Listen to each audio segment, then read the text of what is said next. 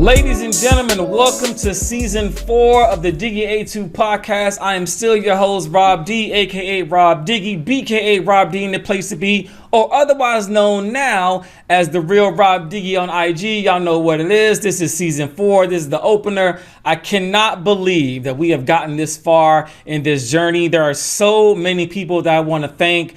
It's a laundry list of individuals, but one of the main two that come to my mind is my queen, Jessica. Thank you, babe, for everything you've done for me, pushing me through this difficult summer.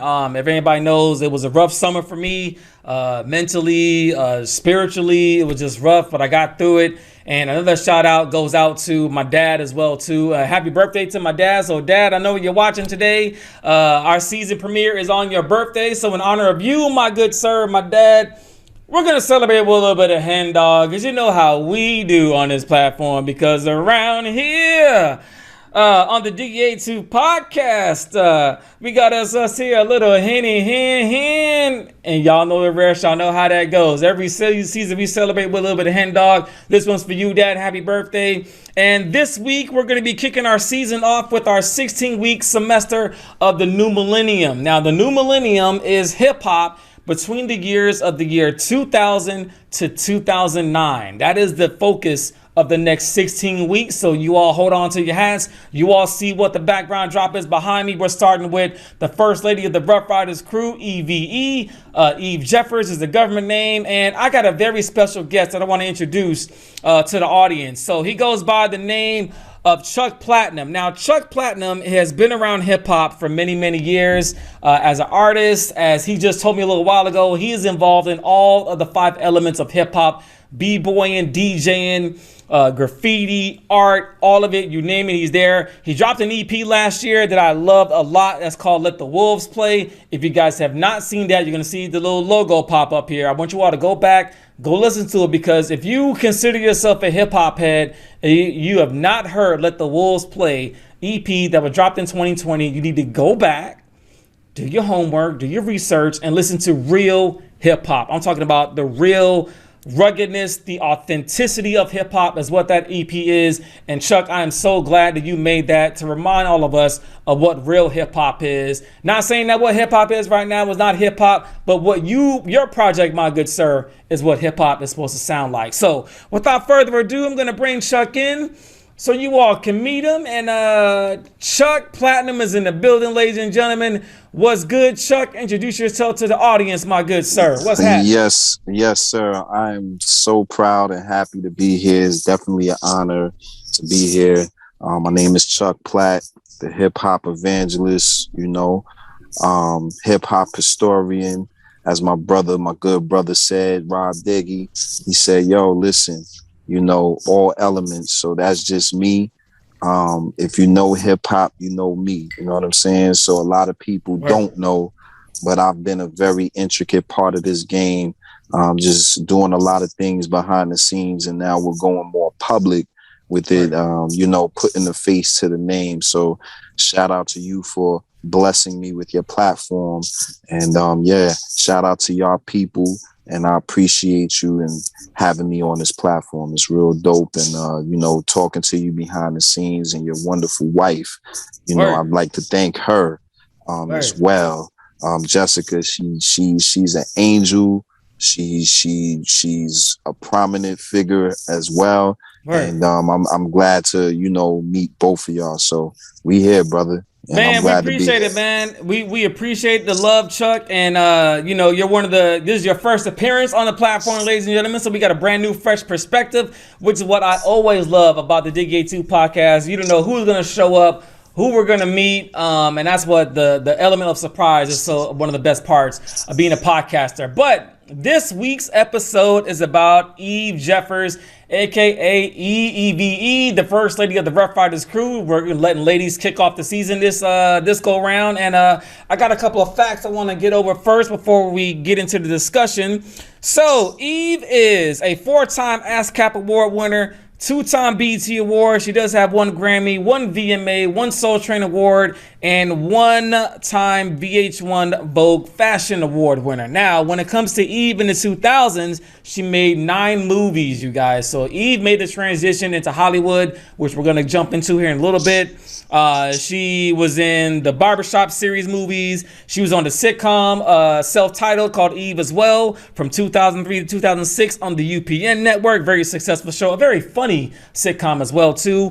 But the albums that we're going to focus on for this episode is Scorpion, released in March of 2001. Some of the joints that I picked off of there from this week's studies was Cowboy, Who's That Girl, Let Me Blow Your Mind, produced by Mr. Dr. Dre.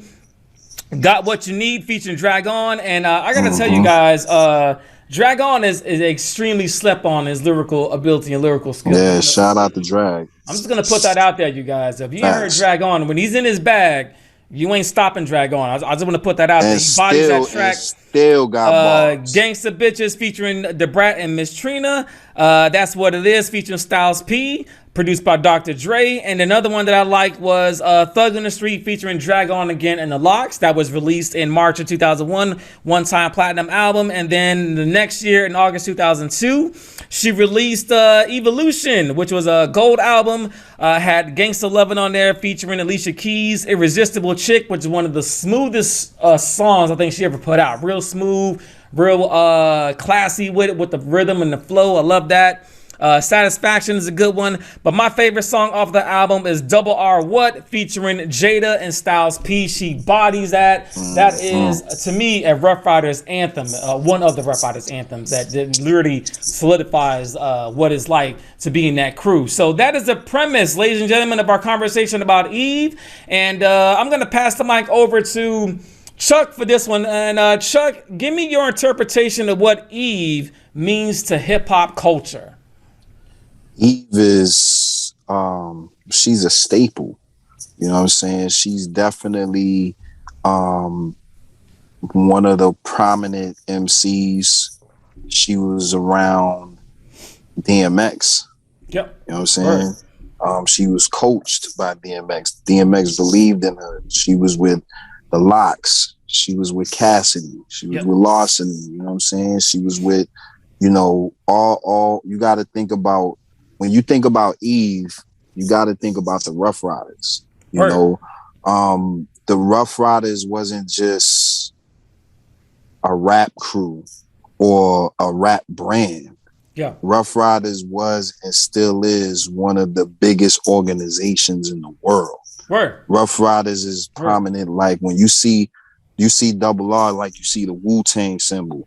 You know what I'm saying? What it symbolizes. So when you speak of somebody like Eve, you have to put her up there just off of the strength of that, as one of a top tier. I won't even disrespect her and say female MCs. When she's in her bag, she's one of the dopest lyrical MCs, and she got style. She was sexy. You know what I'm saying? She had sex appeal, but she wasn't you know, flaunty sex appeal like a Little Kim. She wasn't out there. She was the around the way girl, Philly chick, real dope. You know what I'm saying? And you know, her lyrical, being around the Lox and being around all of those prominent MCs, you could tell that she had a lot of influence around her. So when you speak of Eve's name, you have to definitely put some respect on her name, because she's definitely one of the top tier, you know, MCs in the game. Word. I would completely agree with that, Chuck, and I'm gonna add to it. So Eve, if everybody knows the story of Eve started out as a stripper. So Eve was a stripper first, and she was founded by Mace and Betha, who saw her in the strip club and was like, "Yo, like, what are you doing? Like, you got so much talent. Why are you doing this?" So that's what transformed her, getting off the stage and going into music. And then she met, Swiss Beats, and the story goes on from there. But my point being is, it doesn't matter where you start, it matters where you ended up. And now where she is in her life, from where she started, is just a tremendous story. And I use that as a testament to tell young men or young ladies that are in a rough spot right now, doing what you got to do to get by, things will get better. That's the premise I'm trying to get behind that. But when it comes to Eve, man, like I think Eve is dope. Always thought Eve was dope. And you think about what you mentioned, Chuck, her sparring partners, out of Ruff Ryders, DMX. You got Drag On, you got Sheik Luke, you got Styles P, you got Jadakiss, who was a lyrical and she monster. had the battle. I mean, like, you know what I'm saying? When you sparring partners with people like that, your game has to be up here. Like, you got to be top tier to be on there. And she represented Ruff Ryders to the fullest. But one of the things that I will give her a notch off of is she just, to me, and I want to get your thought about this, Chuck. To me, I don't think she has a classic album in her catalog. And I listened to her albums all this week, and I was like, she got some great singles here and there. Right. But when you talk about a complete body of work, I don't think she has that in her catalog, which is kind of sad to say.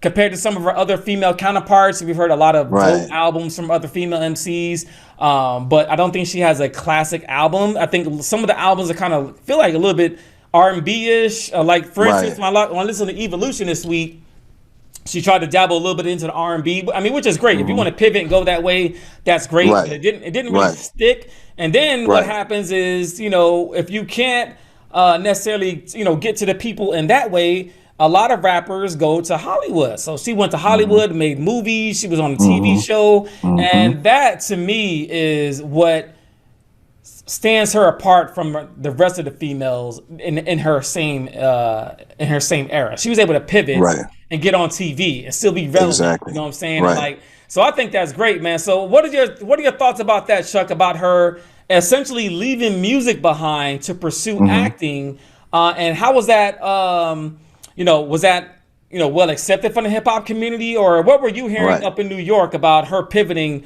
during that time off of music and then going off to Hollywood to make movies and TV shows and things of that nature?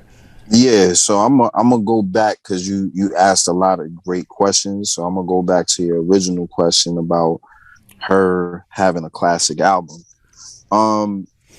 I would definitely agree. She did. When you think about classic albums, you got to think about impact. Right. You know what I'm saying? Right. And although she had some dope singles, she's not a conversation of today. You understand what I'm saying? Yeah. And and this goes into your next question, which is a nice segue. The thing is that she just, once she stopped with Ruff Ryders and Ruff Ryders kind of went into another direction, after, unfortunate things, that accident with D, you know what I'm saying, happening, that changed a lot, because they were the foot soldiers. They was going into the hoods. They was listening to drag. They was going out. They was the scouts. Word. So the sound of Ruff Ryders was discovered because DNY was out there doing what they was doing. But she didn't develop her sound. You understand what I'm saying? Some people in the game, some people get it the first time. Some people may get it their second time. I think that she didn't give herself the opportunity to really develop her music. Maybe because she was used to having that kind of support in the music. We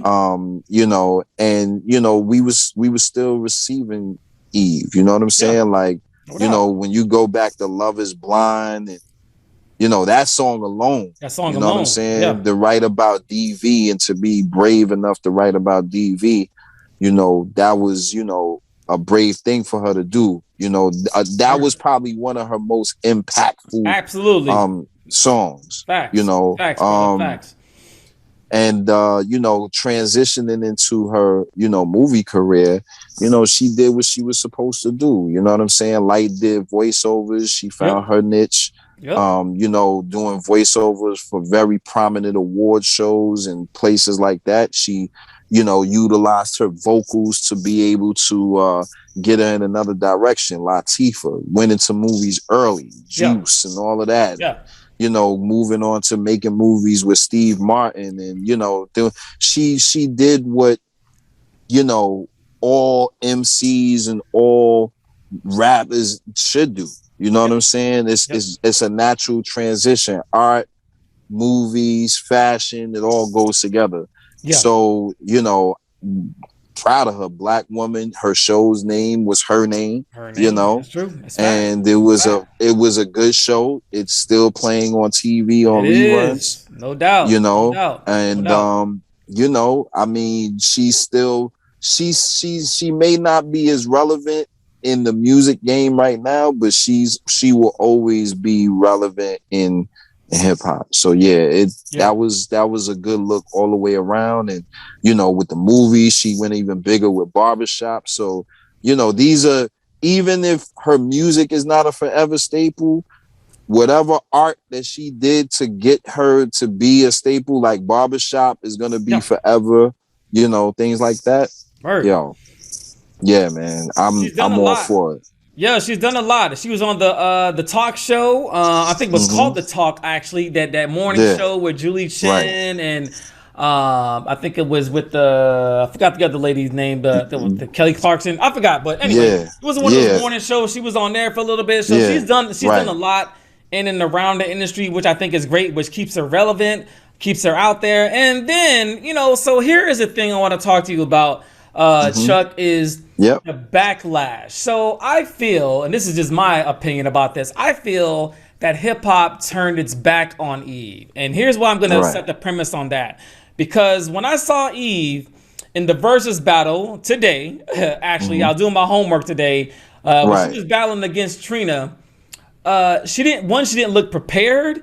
She didn't look like she was ready. Now, Eve, if you watch this, I'm not bashing you, Mama. I'm not bashing you. I'm just telling you how I saw it, right? So it didn't look like you were prepared. It didn't look like you were.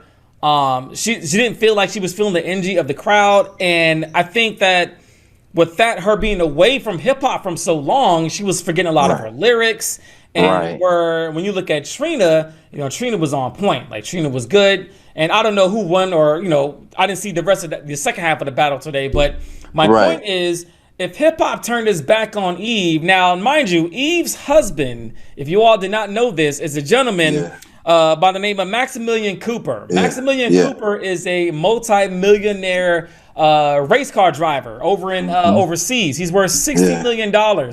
So some could say that, you know what, Eve went Hollywood, Eve went go to marry a rich white guy who's got 4 kids and went that route and turned her complete back on where she come from. So how do you feel about that, Chuck? Is that a good look or a bad look in her favor? In her favor, she can do whatever she wants to do in her life. You know what I'm saying? That doesn't have anything. I don't utilize that to, judge who she chose to be happy with. You know what I'm saying? Because we ain't there.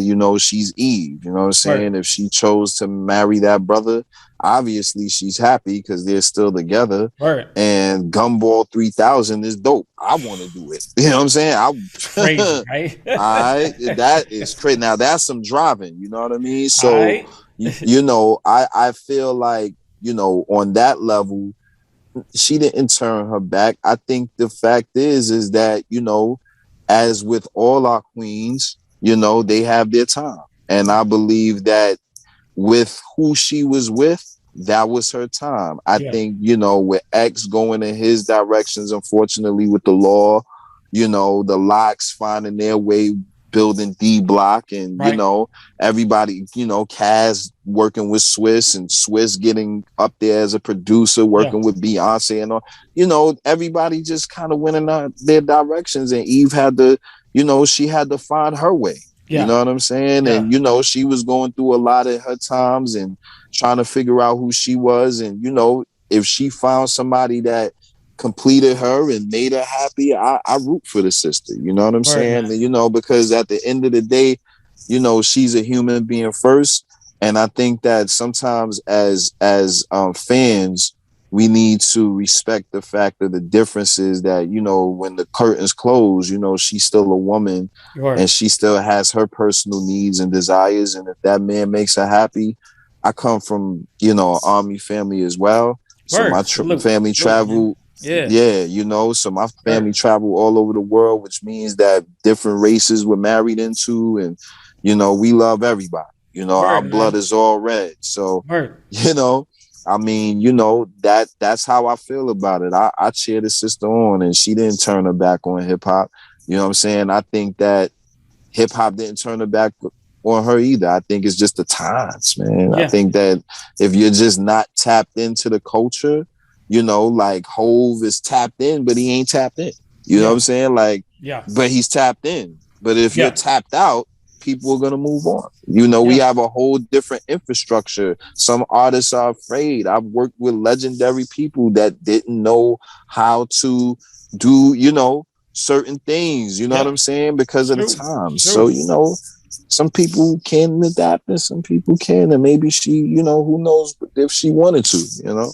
Yeah, I think that's an awesome point. And just to go back to your previous point about Love Is Blind, I think that goes right into what you were talking about. You know what I mean? Like, she found love. It just so happened he's a millionaire. Some people may call that what it is, but I agree with you. I actually agree with you on that. I mean, you find love where you find it. If he makes her happy, that's good. But I think that when it comes to her career, she can do whatever the hell she wants. She's Eve. She's a queen. She's a queen. Yep. You know what I mean? So to me, it doesn't matter. That's why she gets a feature on this platform, because of her contributions to hip hop. And not only outside of hip hop, but other ways to be successful outside of the hip hop genre as well. Correct. Which brings me to my last question that you have hinted around or danced around in our entire conversation. So shout out to my hip hop Facebook group, Triple HU Hip Hop Heads Unite. Shout out to you guys for always supporting the brother on those debate Wednesdays. So this week's debate Wednesday was about Eve. And, I posed a question out there and I said, look, if there is a Mount Rushmore for female MCs, does Eve get her face chiseled onto that piece of granite? So that was a question that was posed. Now, most of the group said no, but there were a couple of folks that said yes.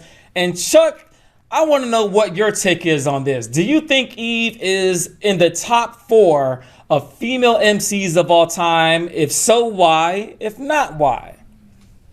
I would say no. Because, again, I'll bring that point up, is her underdevelopment.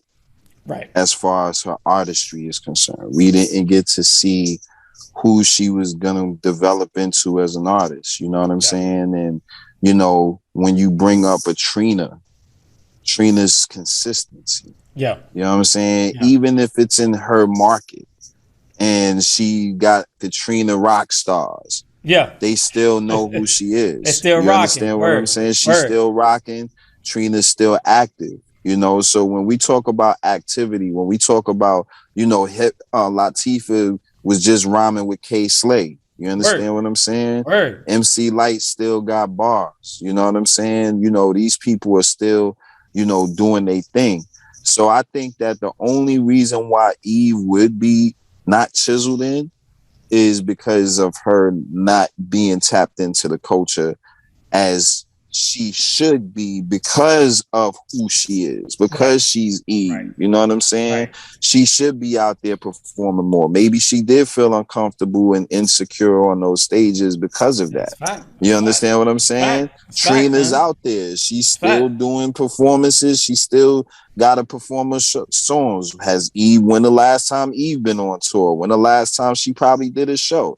She probably came out of her palace, where she's at in her dwellings, and they asked her to do it, and she did it because Swiss is involved, and who knows why. You know what I'm saying? I would have did it, you know what I'm saying? But just like Dipset, respectfully, they wasn't prepared for the locks. You know what I'm saying? Like, if we want to bring, we got to bring the Ruff Ryders in, right? They wasn't prepared. So you brought up a valid point with Eve not being prepared for the match, and some people come out swinging and some people get swung on. You know what I'm saying? And I think just in that instance, our girl got swung on, but it doesn't stop her from being the greatest, one of the greatest. She just doesn't get the Mount Rushmore great. And I would agree with you, Chuck. I actually agree with you. I actually agree. No gripes or complaints from me. I think that Eve is significant to the hip hop culture. She's significant to female MCs.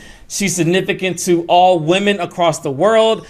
But when we're talking about the top of all time, I can't give her that nod, but I got much love and respect for her craft and how she was able to pivot into other areas of entertainment. So not to put herself in a box and say that I'm just a rapper or I'm just this, you know what I mean? Like she does so much outside of that. So and that much. that to me is more impactful than her being an MC, to be honest, Chuck. You know what I'm saying? Like for her to be able to go into different fields, to do touring, or not do touring, but to do shows, to do TV. Shows, like there's other ways to impact the culture. Hollywood is Hollywood. Hollywood is Hollywood, man. You can't, she made it with where a lot of women aspiring to be there. Absolutely. She got there and passed it. You know what I'm saying? Absolutely. So, absolutely. I agree with you, brother. Absolutely. So we give love to Eve. We share, give her her crown, her flowers as she's due, her significance to the culture of hip hop. And that is why she is kicking off season 4 of the new Millennium, because of her contributions to hip hop. And you can listen to right now, Let Me Blow Your Mind comes on, and you hear that Dr. Dre beat and the way she comes into it. It's timeless. It's timeless. It's timeless, yo. Like she has timeless music. And with that being said, my good brother Chuck, we're going to start wrapping things up here on this particular episode. And how we're going to wrap things up, if you all didn't know, we'll see the trailer, that season 4 is going to be dedicated to the life and memory of Breonna Taylor. So every episode, we're going to do a chant for Breonna Taylor. And I'm going to have ask Chuck to raise his fist up in the air one time for me. And I'm going to say justice for. He's going to say Breonna Taylor 3 times. And we're going to give paid respect and honor to Breonna Taylor. So one time, justice for Breonna. Justice for Breonna Taylor. Justice for Breonna Taylor. Justice for Breonna Taylor. Now love to Breonna. Taylor. Thank you to Breonna and what you've contributed to social injustice. And we've lost too many. And what I will say is on this platform, we will never, ever forget those that gave their lives for the cause. And Breonna, we love you, mama. Rest in peace. So with that being said, Chuck, we're going to open up for shout outs. So Chuck Platinum, your first appearance on the Diggie A2 platform. First, brother, thank you for being on and contributing to your hip hop mind. You are definitely a mind that I want to challenge down the road. So hopefully this won't be the last time I see you, man. But who your shout outs going to, bro? Yeah, man, I just want to give a first shout out to God, man. I all of the blessings that's bestowed upon me. My parents, DJ Butch SOS, my moms, my siblings, grandmoms, the whole family.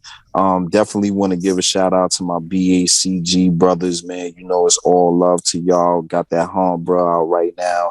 Go see that video.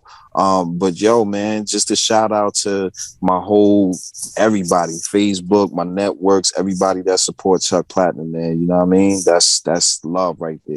Word. And if you all do not know, I'm going to have, if you haven't noticed already, if you're watching the video on YouTube, I'm going to have Chuck Platinum's IG, his YouTube, whatever his links is to his music, you all tap in. Chuck is an anomaly in hip hop right now. And that's what we need. We need somebody to remind us of what real hip hop is. And Chuck Platinum is doing just that. So Chuck, thank you for your contributions to hip hop. And you are welcome back to this platform anytime, my good brother. I love to challenge that mind of yours in the future for sure. So my shout outs are actually short this week to start us off for the season. First off, I want to say happy birthday to my dad. Love you, Pop. This ring's for you.